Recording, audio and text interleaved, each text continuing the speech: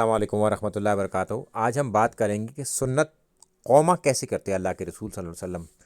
قوما کہتے ہیں جب انسان رکوع سے کھڑا ہوتا ہے، اس کھڑے ہونے کی پوزیشن کو قوما کرنا کہتے ہیں نماز میں۔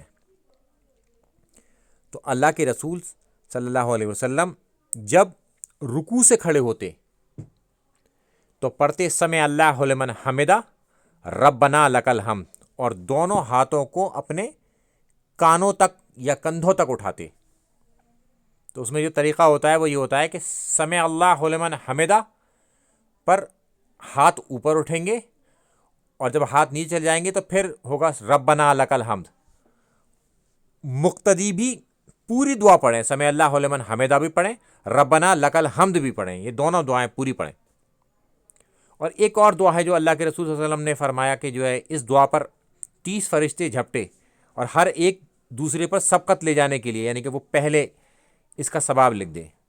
تو وہ دعا 14 نمبر پہ لکھی ہے ربنا ولا کا، تو یہ دعا بھی آپ پڑھ سکتے ہیں۔ اور اس کے بعد جب قوما میں کھڑے ہوں گے تو ہاتھ لٹکا کے کھڑے ہوں گے، نیچے ہاتھ چھوڑ کر۔ یہ عملی تواتر سے ثابت ہے، اور اس پر اجماع بھی ہے، اور سنن نسائی کی 890 حدیث اس کی طرف اشارہ بھی کرتی ہے جو ہاتھوں سے متعلق ہے۔ السلام علیکم ورحمۃ اللہ وبرکاتہ۔